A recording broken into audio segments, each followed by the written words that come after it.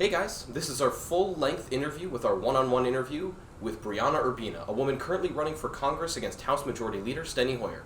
Enjoy, and as always, don't forget to like and subscribe.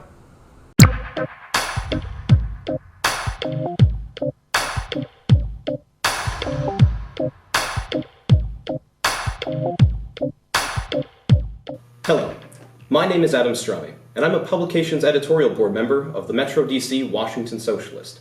Today, we're speaking with Briana Urbina, a congressional candidate running for the 5th District of Maryland, currently occupied by House Majority Leader Steny Hoyer. Briana, thanks for being with us. Thank you for having me. I'd like to begin with a few background questions and personal questions before we dive into the specifics of your campaign and its platform, and then finally closing on the pragmatics of it. Briana, where are you from? I was born in the Bronx in New York City. I lived there till I was about 4 years old and then moved to Orange County, New York, which is the northernmost suburb of New York City where people commute into the city. So I grew up there, and then as a young adult I moved back to the Bronx. Very cool. And what is your professional background? I have been a community organizer, a lawyer, and a special education teacher, in that order, interestingly enough. I got my start in organizing while I was in college, working for the Lesbian, Gay, Bisexual, and Transgender Community Center of New York. I then did that for about 2 years and then moved on to law school. I went to Charlotte School of Law, Charlotte, North Carolina, and I left law school, moved to the DMV area, and started working as a public interest attorney, first as a housing attorney representing families in eviction proceedings or in some stage of homelessness, and then later on as a disability rights attorney, working with clients with disabilities who wanted to maintain their autonomy and avoid guardianship proceedings. That nonprofit that I worked for lost their funding, so I took a minute to decide what I wanted to do next, and what I always had wanted to do my whole life was be a teacher. So I took a chance and I taught special education for 2 years. After teaching in the classroom, I realized I wanted to expand my impact and use those experiences as a lawyer and as a teacher, both in direct service and do policy work. So I have since gone on to work doing policy, education policy, and civil rights policy. Very cool. And, of course, the reason we're all here, why are you running for office? I am running for office because the people of the 5th District need a full-time member of Congress. We are kind of handicapped in the district because Steny Hoyer chooses to use his position in leadership to acquiesce to the demands of the party. I had recently had the occasion to meet with his political director on healthcare and Medicare for all, and when I asked him, why isn't Steny in support, he said, well, the majority leader doesn't move things that don't have the unanimous consent of the party. And he made it sound like that's what it has to be, like that the majority leader has to wait, where I don't think that's leadership at all, and I don't have time to wait. I have a child with special needs. I'm the caregiver to my brother who has special needs. I am a proud lesbian woman married to my wife for 10 years, together for 12 years. We are the ones that are on the chopping block, and I wasn't going to wait for someone to come up and speak for us. Let's get into the issues. Now, I spoke with a number of DSA members and 5th District residents to learn what is most on their mind, and unquestionably one of the hot topics is housing. As you well know, the 5th District has a serious shortage of affordable housing, and even you in your own platform said that, quote, one of the most pressing issues in our community here in the 5th District is affordable housing, and that you then added that your first bill as Congresswoman would be a moratorium on the closure of public housing. Now, can you walk us through your own view on housing and that policy specifically? Sure. So the 5th District is amazing because it has parts of the DMV, the DC metropolitan area, that are very DC adjacent, people who commute into DC and rely on DC for their economy. But it also has rural communities, ex-urban communities, beach communities that are completely separate from DC and have their own economies that are not as affected by DC. But the part that's closest to DC, Prince George's County, where I live, there is a lot of people, a mass exodus from people who are being gentrified out of DC and moving to Prince George's County because it's the closest place that's a dominant community of color for them to move. And one of the reasons why people are mass exiting DC is because DC is systemically closing a lot of their public housing projects. When I was working as a housing attorney, I had many clients who were living in properties that in the 60s, 70s, and 80s, the landlord signed up to be a Section 8 property. Now those leases are coming up, the rents are going up, so they have to find a way to get rid of all of these tenants, and they're using the tickiest tack reasons to do that. So I don't believe across the nation that we should be tearing down a single unit of affordable housing when we have a homelessness crisis. And DC is doing this, and their rationale is that the housing is dilapidated, the housing's in poor condition. And that is true. That is absolutely true. But we need more fixed units of housing that are affordable and accessible and based on income, because giving a family a voucher doesn't give them a home. A voucher doesn't always result in a family being housed. So that is why I feel so strongly about this issue, because tens of thousands of DC residents are being evicted and moved out of their homes. And like I said, our county cannot afford to absorb all of them because we have an affordable housing crisis of our current residents. I want to welcome those people in. If they want to come to DC and come to PG and contribute to our vibrant community, I am definitely here to welcome you with open arms.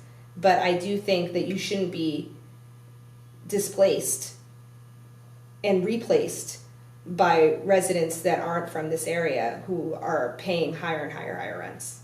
Now, in addition to a moratorium on the closure of public housing, do you have any proposals to expand affordable housing? Yes, I do. So in DC, all new construction is required to set aside a certain amount of units for what's called the AMI, a percentage of the AMI, the area median income. So the area median income in DC is incredibly high. So for a family of one, it's $67,000. And they have to set aside a certain amount of units for someone who makes a certain percentage of that income. That percentage is usually still a high percentage, and it averages out to be somebody who makes $40,000 or $50,000.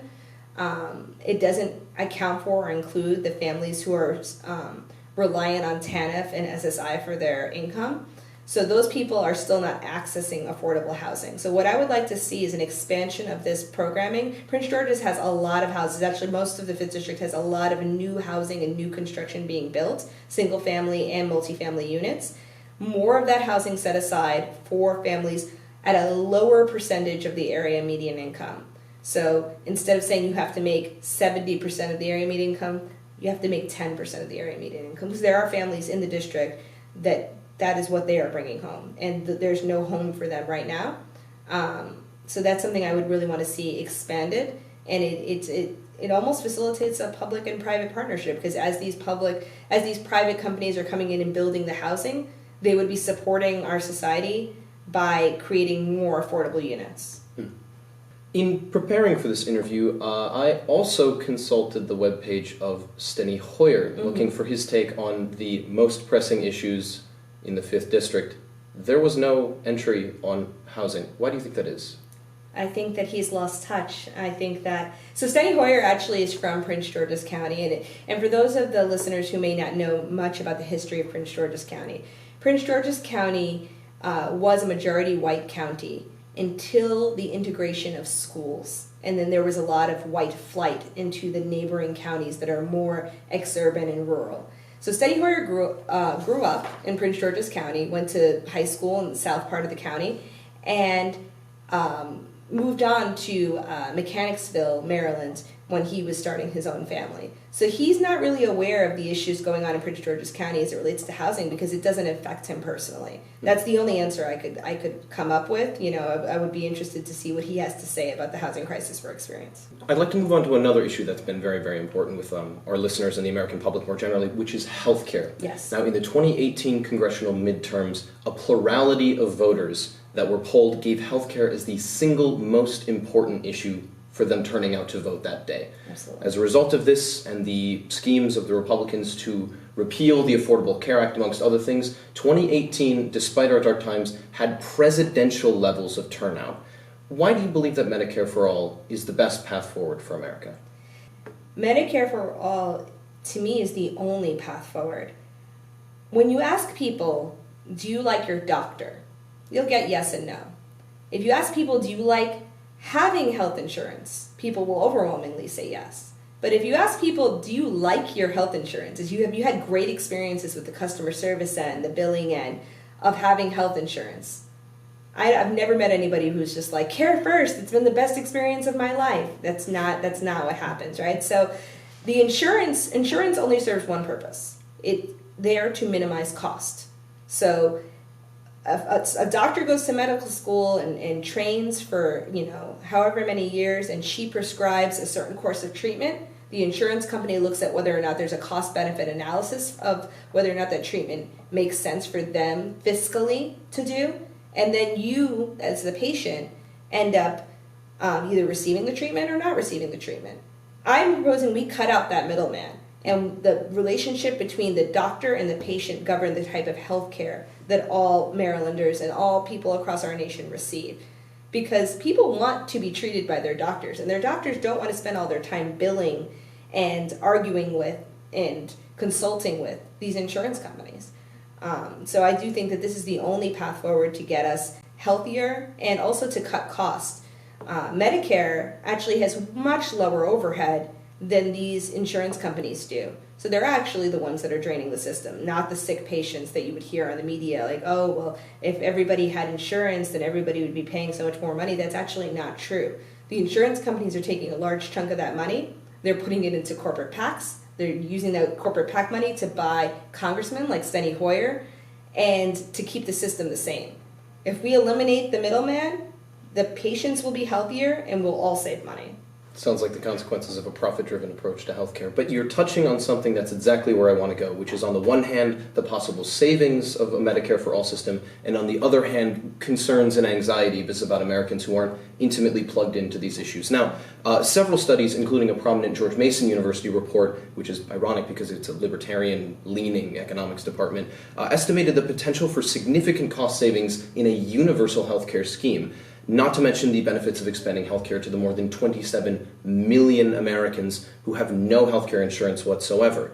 But much of these cost savings would come from transferring healthcare coverage from employer-based systems that people have now, whether they like it or not is very much an open question, to the government.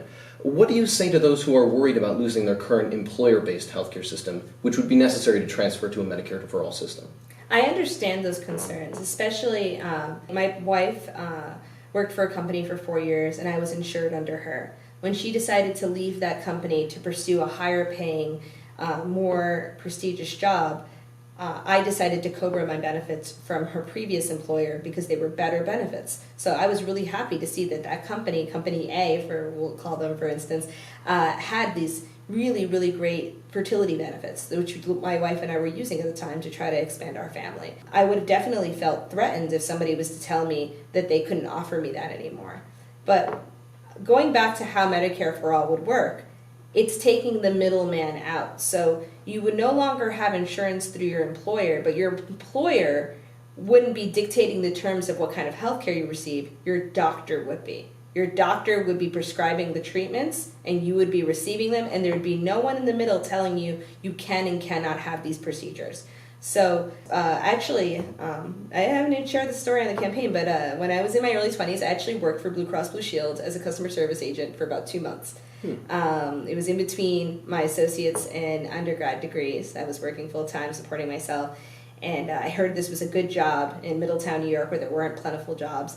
So I went and I worked there, and I had 2 accounts. I managed the health insurance for people who worked at Morgan Stanley and for the people who worked at Sears. So they both had Blue Cross Blue Shield. It's called Empire Blue Cross in New York. It's called Care First in Maryland. But the people at Morgan Stanley had all kinds of benefits that the people at Sears did not. And they were paying similar amounts. The difference was that Morgan Stanley wanted their employees to have all these other benefits, and they subsidized them out of their own pocket to attract top-tier talent. And that Sears did not want to subsidize that care, did not pay for that care, and was not interested in the employee turnover that would happen in a retail market when you're employing retail employees because they were paying, substandard wage. They weren't interested in keeping those employees. So when I would pick up the phone, when you call your customer service agency, I would be one of those people who would answer and tell you your call is being recorded for quality purposes. When they would pick up the phone, I wouldn't know right away if I was speaking to a Morgan Stanley employee or a Sears employee. And then the screen would pop up and tell me who I was talking to and what their problem was, what they indicated. When you press 2 for Spanish, I would be able to see what they had pressed. And then I would see the problem. And the people who worked at Sears always had all kinds of problems because they were under the guise that I have Blue Cross. This is good insurance. Blue Cross is it. But not always, because it depended on what benefit they were trying to seek and whether or not that was a covered benefit. And that experience actually was so demoralizing. The day that I left that job because I was on the phone with a woman who called me from her son's Little League game. He had just been hit with the ball and was knocked unconscious. And she called me from the car to ask what hospital was closest and in network. That should not be the conversation you're having when your child has just been struck by a baseball. The conversation you should be having is, where is the closest hospital so that my child can get treated by a doctor, not whether or not it's in network or out of network.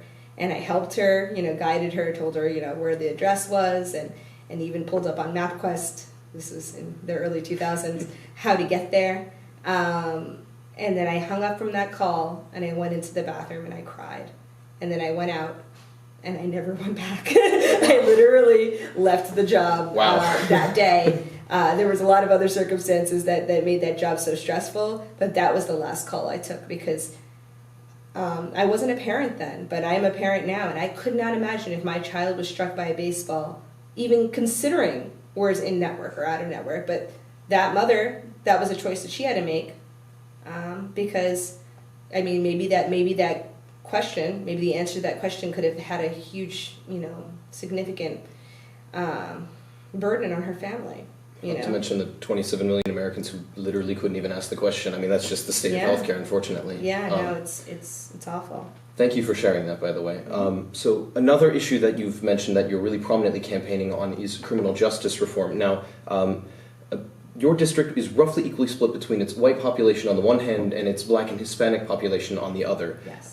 Yet we all know that the latter community is much more adversely affected by aggressive policing tactics and the war on drugs. In fact, according to a Prison Policy Initiative report, African Americans in Maryland are incarcerated almost 5 times the rate of whites, and incarceration rates in Maryland as a whole are over 4 times the rate of comparable developed nations like the United Kingdom.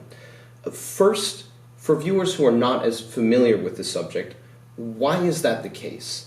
And second, how would a Congresswoman Urbina reform the criminal justice system?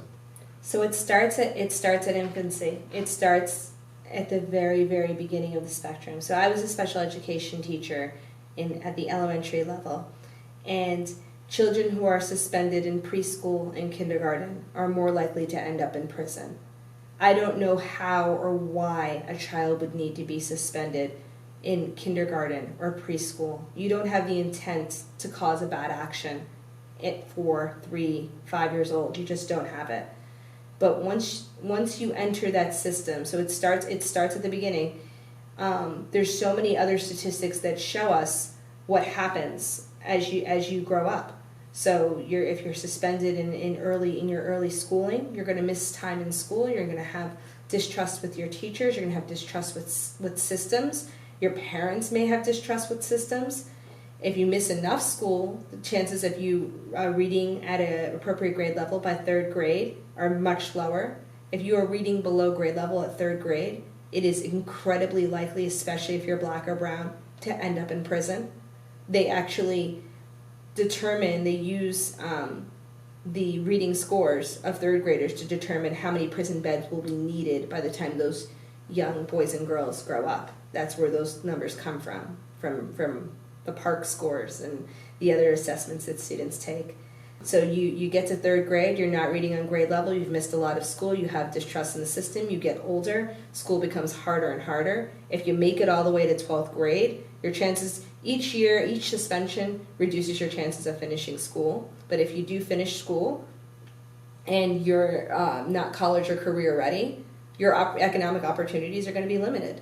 And if your economic opportunities are going to be limited and you don't have a trade or something that you could rely on for income, there's a lot of different ways that can go. Something that is on my website and I am very open about talking about is that I myself am a person in recovery. I myself am an addict that's been clean and sober for 14 years. But I was self-medicating for unresolved issues within myself with a lot of supports growing up in a middle-class family with a lot of love and care. I still, succumb to addiction. But let's say you've gone through that whole K-12 experience and you get out and you don't have job prospects and you experiment, or you are in a community where this is the dominant culture, where this is the only opportunity to earn a living. There's lots of ways this can go. You could be a user, you could be a seller, a lot of different things could happen. And then these children, as they grow up, oftentimes have interactions with police as young as 3, 4, 5 years old. So by the time that they're adults, they have a certain relationship to the police. The police have a certain relationship to them. They view them as only the bad kid because that's the only interaction they ever have with children is policing them. So then when they grow up to be adult men, most often, that tension is already there. And that lack of trust is already there. We all know, all people of color have that conversation with their children. I've started to have those conversations with my son about making sure that you follow police directions. My son actually really, for a long time, wanted to be a police officer, and I was supportive of that. I'm now supportive of him wanting to be a professional YouTuber, so that's for another day. But he's turning 12 this summer, and I am already talking to him about making sure that he looks police in the eye and that he follows directions if he's ever around a police officer. And none of those things can save your life, to be honest. If a police officer wants to take your life, they can. And we've seen too often that they will.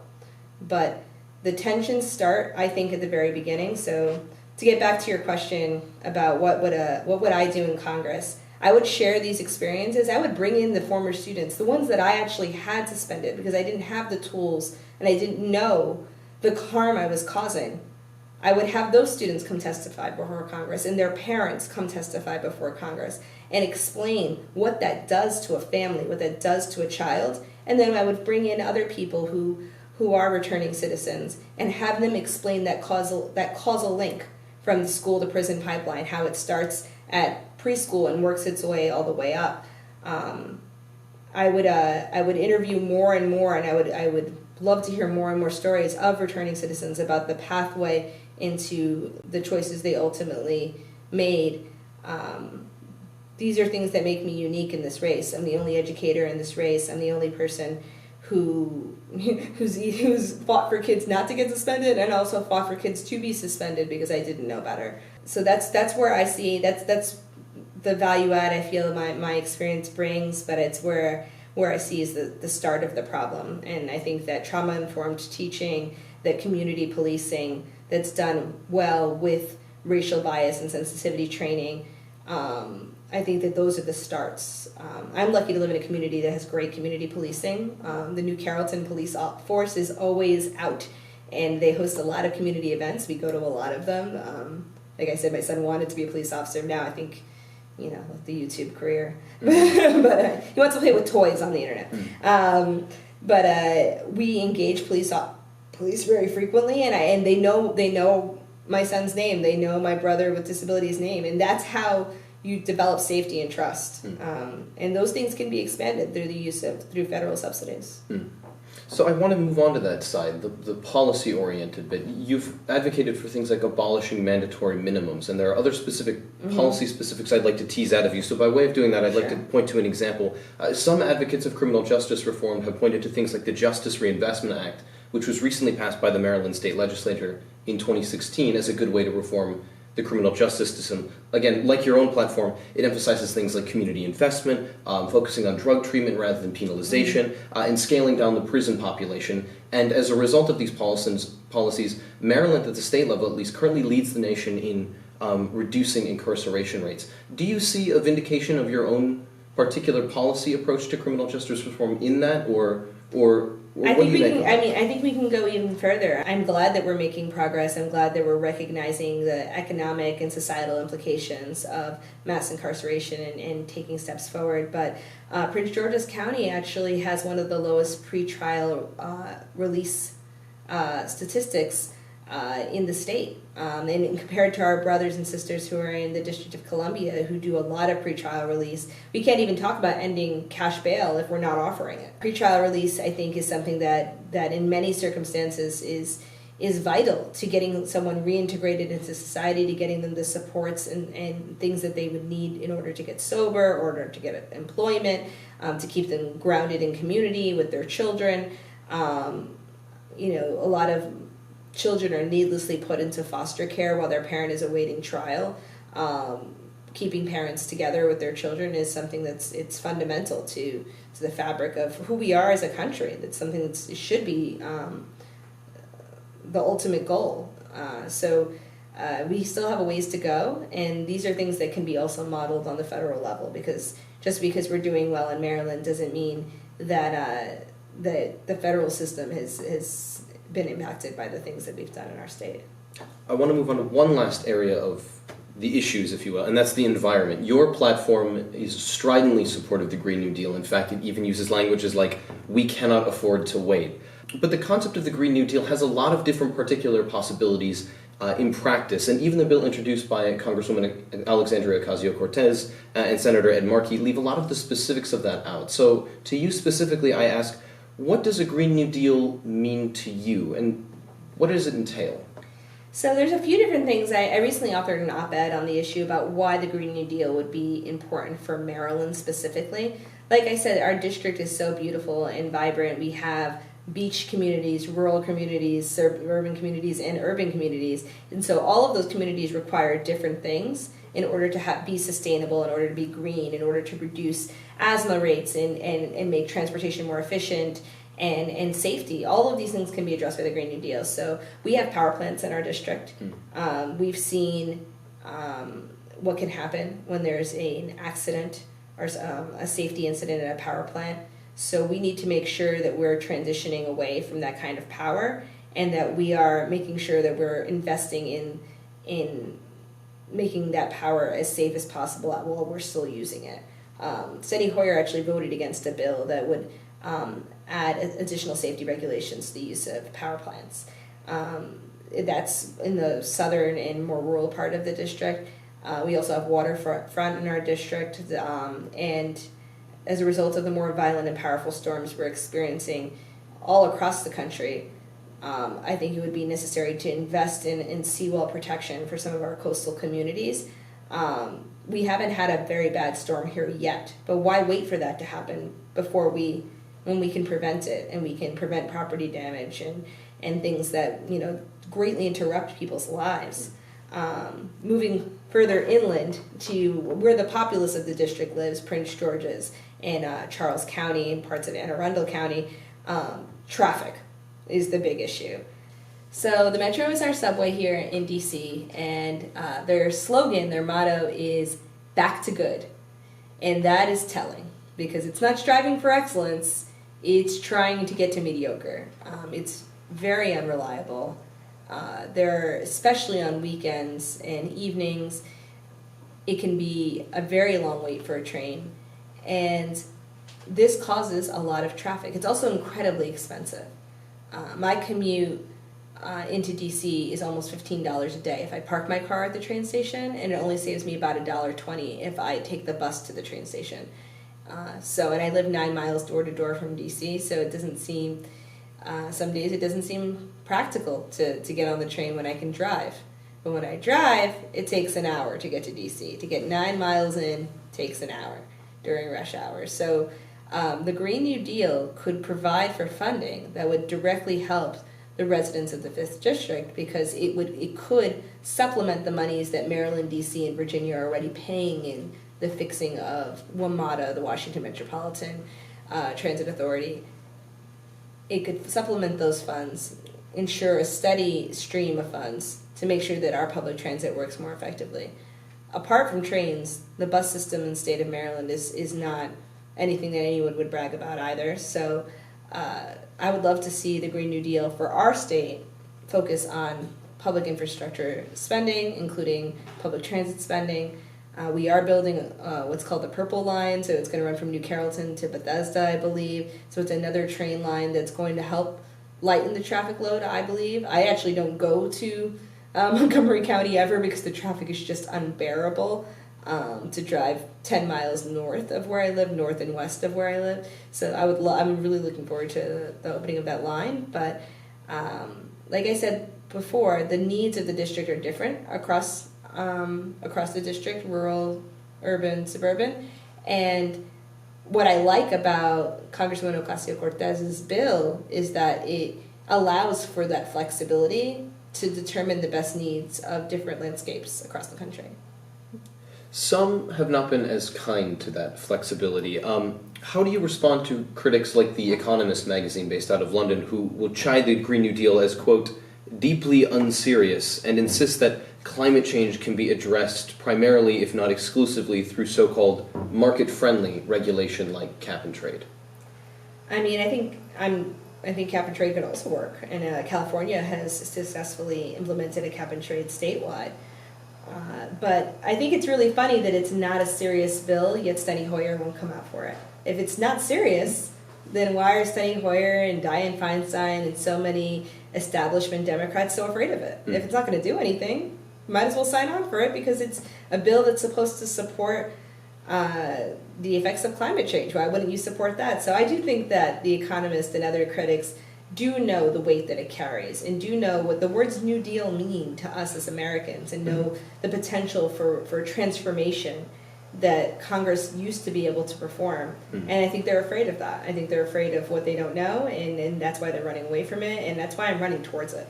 Because even though I will not pretend to know all the answers, but what I can tell you is that what we're doing is unsustainable, and it's causing harm to Marylanders. It's causing harm across this country in terms of pollution, in terms of asthma rates, in terms of car accidents, in terms of the potential for serious disasters at power plants, in terms of my Puerto Rican brothers and sisters in Puerto Rico who died from lack of access to health care caused by a storm. So we can't sustain the doing nothing is unsustainable. One might even call it deeply unserious. Yes. At that, I'd like to move into the pragmatics of the campaign. Now, you are running in a highly Democratic-leaning district against one of the most powerful Democrats in the country. To the layperson, the idea of running against a powerful, basically center-right Democrat harkens most recently back to Alexandra Ocasio-Cortez's upset of Joe Crowley in New York. But unlike Joe Crowley, Steny Hoyer has had multiple challenges from the left, most recently in 2016. The last challenger to face Steny Hoyer, Dennis Fritz, polled just under 16% of the vote. What makes your campaign different? So I actually called Dennis Fritz because I was curious to know what his story was, what his background was, why did he run? And he shared so many wonderful insights with me. He is a man of the military, a veteran, and he worked at the time, Walter Reed. And he worked with families as they become caregivers to take care of their wounded warriors as they come home, and provided them trainings and support. And during the time that he worked there, when the majority of our Iraq War veterans were coming home, Steny Hoyer didn't visit once. And it really, really stuck with him that Steny Hoyer voted to send these young men and women to Iraq, but couldn't find the time to visit them. And so that was all it took for him to put his name on the ballot. And I think that's really, really brave. But he also admitted to me that he didn't raise very much money, and he didn't really campaign, and he didn't get out in communities and talk to people, but he was just fed up. And I admire that. our campaign is going to be a little bit more expansive. So with the same sentiment of being fed up, of being tired of the status quo, we are launching this campaign, but we are going to get into the living rooms of Marylanders in the 5th District, across the district, in Prince George's, in Calvert, in Anne Arundel, in St. Mary's. We're going to be there. In Charles County, we're going to be there, and we're going to be talking to voters and listening to what they have to say and elevating their stories. We are working in partnership with a lot of organizations, and I have a really great, dynamic, diverse team of people who are supporting me. Our team includes people who are Asian, AAPI, white, black, Hispanic, queer, trans, you name it, we have it. And that's representative of where this country is going, where this district is going. The district is getting younger. The census will show you that. This district is getting browner and blacker. The data will show you that. And we're prepared to lead in a new way, to offer a new generation of leadership. So we're gonna lead in a different way. We're using some of the old tools like census data in order to find our pathway to victory, which I believe we have. But we're also using new tools like text campaigns. We're not going to have any TV ads, and we're going to be limiting on the mailers and the tools of the past. We're going to reach people where they are, but that includes knocking on doors and using other innovative ways to get connected to voters. So in other words, as to the challenge of Hoyer from the left, you find it more telling that somebody who was running mostly to protest against somebody like Steny Hoyer could poll so much despite not having the savvy or the massive backing. No, it shows me, it's very validating to me that 16% of people voted for Dennis Fritz just because they wanted to express their lack of support for Hoyer. So I want to offer the voters of the 5th District someone they can vote for, someone they can trust, someone they can relate to, someone who's honest, someone who's centered around inclusion and family and the core values that I think we all share as Marylanders. I think that the voters of the 5th District will choose to go with us because we're going to offer brand new, bold solutions and build on the successes that Steny Hoyer has had in the past. I'm not here to say that Steny Hoyer has been a terrible congressman for 38 years. The people wouldn't have put him in Congress for 38 years. I trust and have respect for the voters who voted for Steny Hoyer. But I feel that we can build on those successes and take it a step further by implementing new policies and bringing more people to the table, people who've been left out in the past. Now, you're not the only one who would like to see or like to be a fresh face in Washington representing the 5th District. There is another primary challenger running against Steny, Michaela Wilkes. Her campaign was most recently covered in an in-depth report from The Intercept. Have you contacted the Wilkes campaign? And what is your strategy in this race, knowing that it's not just going to be you and Steny, but you and Steny and Michaela? I have not contacted Michaela's campaign. We've met a few different times. We run in similar circles. We've been at the same event a few different times.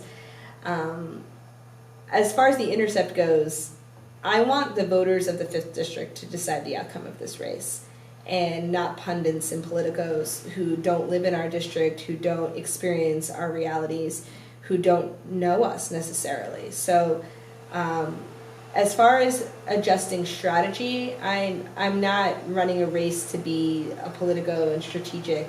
I'm here to offer my story of service with the voters. I have lived a life of service. I became an advocate at 3 years old when my little brother was born with intellectual disabilities, and I have spent my entire life lifting him up and helping him access the things that he wants in life. I wrote my first op-ed on education inequality when I was 12 years old. So I've lived my whole life of service, and I want to continue to engage voters and share my story. Recently, the DCCC has issued a blanket ban on hiring any campaign staff that primary Democrats, even, or one might say, especially if they do so from the left. Has this affected your campaign, and what do you make of a move like that? I think it's anti-democratic. I'm really disappointed to see the Democratic Party choose to suppress the will of the people who may be clamoring for change. It has affected our campaign a little bit because I've interviewed some folks for positions on the campaign who told me that they couldn't risk their livelihoods and that they're vendors for other candidates. So it's really more vendors than staff. I have a really great dedicated team, and they all are aware of what this is doing to their career, and they've decided to jump on board anyway. I couldn't be more grateful to the people who have worked with me to spread the word and get out and talk to voters. But I think it's anti-democratic. I think it's unfortunate that the party leadership would think to suppress the voice of the people. If Steny Hoyer is a great congressman, then he's going to win. If there's nothing I could say that would change his record, that would change people's minds about him, if he is the better candidate, you should vote for Steny. But if you want a new generation of leadership, if you are dissatisfied with the representation that you've had thus far, if you're ready for a change, after voting for Steny Hoyer for 52 years, if you include his time in the state Senate, coupled with his time in Congress, if you believe in Medicare for all, then I think you'll make the choice to vote for me. And I don't think that anyone who would want to support that should be penalized for having made that choice. Of course, we've covered a lot in this interview, and quite literally we could go on for hours about some of the other topics. Your campaign was very forthcoming and gave me a lot of the details of your policies, and of course I appreciate that. So I just wanted to leave the last little bit open to you. Is there anything you would like to close on we have not covered, or is there anything you'd like to let the viewers of this know about you and your campaign going forward? I guess I would just like the viewers, the voters, to get to know me as a person. I am a caregiver, I am a wife, I am a mother. I am an organizer, I am a lawyer, I am a teacher. These are the things that really define who I am. I'm a daughter, I'm a proud Afro-Latina. These are the things that define who I am.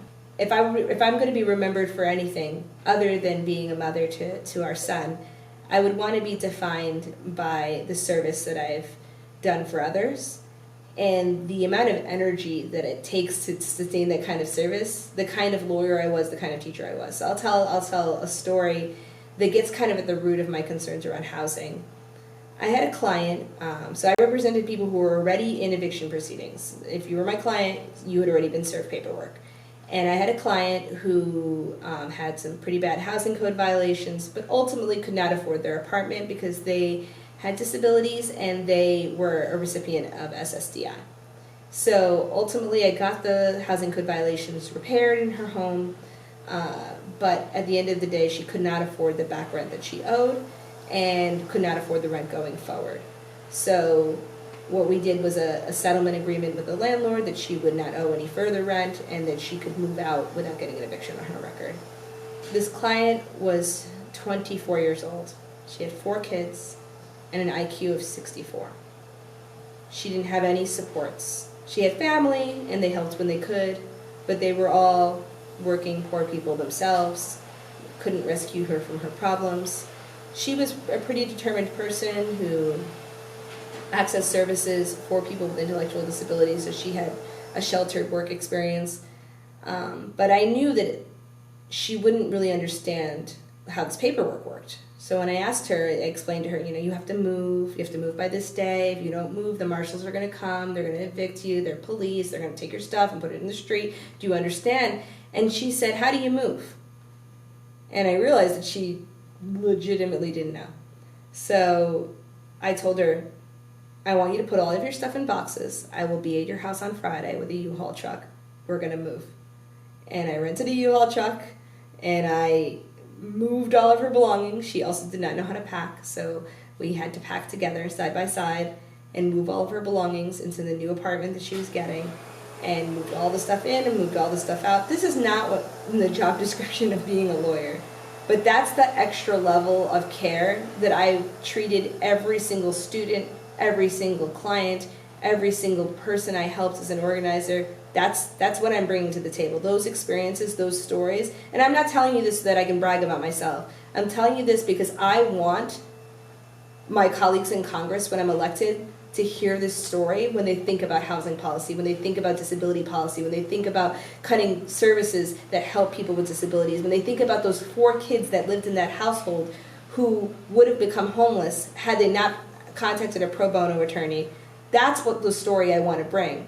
It's not about me, it's about us and about how we're all affected by these policies. And that's what I want to share with the voters. Briana, thank you so much for being with us. Thank you.